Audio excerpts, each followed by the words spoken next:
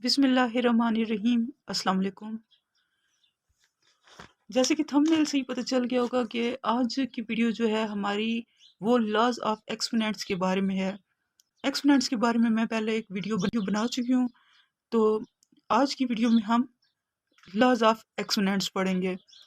तो एक्सपोनेंट्स जो है अगर इनको हम अच्छी तरह से समझ लेते हैं और अच्छी तरह से पढ़ लेते हैं तो यकीनन जो अगले क्वेश्चंस हैं जो एक्सपोनेंट्स के बारे में जो क्वेश्चन हैं उनको हम आसानी से सॉल्व कर सकते हैं। तो चलें अब अपनी वीडियो को स्टार्ट करते हैं। सबसे पहले जो बेस जो है वो सेम है, यानी कि यहाँ पर भी बेस ए है और यहाँ पर भी बेस ए है।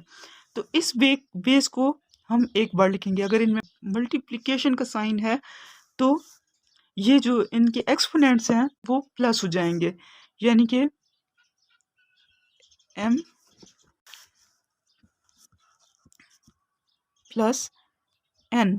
इसकी अगर हम एग्जांपल देखेंगे, सपोज के अगर यहाँ पर 5 है, 5 के एक्सपोनेंट जो है वो 2 है और यहाँ पर मल्टीप्लिकेशन का साइन है और फिर 5 है और 5 का एक्सपोनेंट जो है वो 1 है।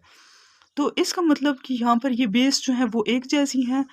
तो इसको अगर सॉल्व करें तो 2 प्लस 1, इसकी एक्सपोनेंट जो है वो प्लस हो जाएंगे। अब यहाँ पर बेस एक जैसी थी, हमने बेस को एक दफ़ा लिख दिया और इसके एक्सपोनेंट्स जो हैं वो प्लस हो जाएंगे। तो इसका जो आंसर आएगा वो होगा 5 की पावर 3। तो यानी कि अगर बेस एक जैसी हैं और इनमें मल्टीप्लिकेशन का साइन है तो बेस को एक बार लिखेंगे और इनके एक्सपोनेंट्स जो हैं वो प्लस हो जाएंगे। ए की पावर पहले m है और फिर उसकी पावर n है। यहाँ पर ये एक्सपोनेंट जो है ये मल्टीप्लाई हो जाएंगे आपस में। ये हम बेस को लिखेंगे और m और n को एक बार ही लिख देंगे, मल्टीप्लाई करके लिख देंगे। m और n जो है वो मल्टीप्लाई हो जाएंगे।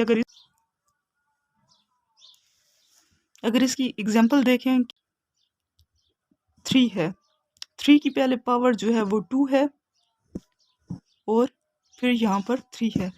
तो इस तरह से 2 जो है वो 3 से मल्टीप्लाई हो जाएगा, तो 3 लिख के और इसकी पावर 6 हो जाएगी। तो उम्मीद है यहाँ तक आपको समझ आ गई होगी।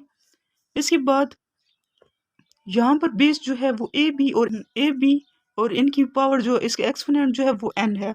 तो इसका मतलब है ये n जो है ये इन दोनों की पावर है, इन दोनों का एक्सपोनेंट है। तो इसको इस तरह से लिख सकते हैं, a की पावर n और b की पावर n।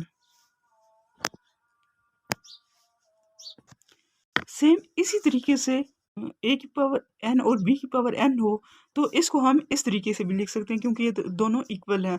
अगर क्वेश्चन में हो a की पावर n और b की पावर n तो यहाँ पर ये बेस जो है ये मल्टीप्लाई हो जाएंगे, क्योंकि इसकी बेस जो है वो एक जैसी नहीं है, सेम नहीं है।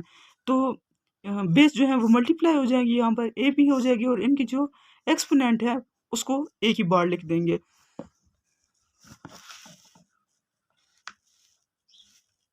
इसके बाद अगर अगले रूल को देखें तो अगले रूल में जिस तरह हमने n को इन दोनों की पावर, इस n को यहाँ पर भी बेस अलग अलग हैं, a है और यहाँ पर b है। यहाँ पर a की पावर n है और b की पावर भी जो है n है, यानी कि इन दोनों के एक्सपोनेंट्स जो है वो n है। ये n जो है ये इसकी भी पावर है और इसकी भी पावर है।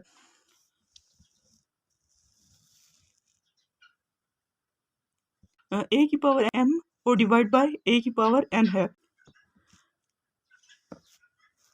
उसके बाद अगर रूल को देखें तो इसमें बेस सेम है। बेस अगर सेम है तो उसे एक दफ़ा ही लिखते हैं, यहाँ पर एक दफ़ा a लिख देंगे तो n जो है ये यहाँ से ऊपर आएगा तो ये माइनस में हो जाएगा। यानी कि अगर ये डिवाइड में है तो अगर ये पावर यहाँ पर आएगी तो माइनस हो जाएगी, यानी कि a की पावर जो है वो m माइनस n हो जाएगी। इसी तरह से अगर इस एग्जांपल को देखें तो अगर a की पावर यहाँ पर 0 है, अगर a की पावर 0 है तो ये 1 की इक्वल होगा। उसके बाद अगर a का एक्सपोनेंट है वो माइनस n है तो उसको अगर सॉल्व करेंगे तो वो इस तरह से हो जाएगा 1 डिवाइड बाय a और ये माइनस जो है ये रिमूव हो जाएगा और यहाँ पर सिर्फ n हो जाएगा। अगर एक्सपोनेंट माइनस में है तो हमेशा वो डिवाइड में या तो इस तरह लिखा है वो 1/n हो जाएगा, या अगर डिवाइड में में लिखी हुई हैं तो वो उलट जाएंगी और माइनस का साइन जो है वो रिमूव हो जाएगा।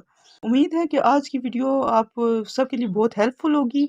अगर वीडियो पसंद आए तो इसे लाइक करें, चैनल को सब्सक्राइब करें। अल्लाह हाफिज़।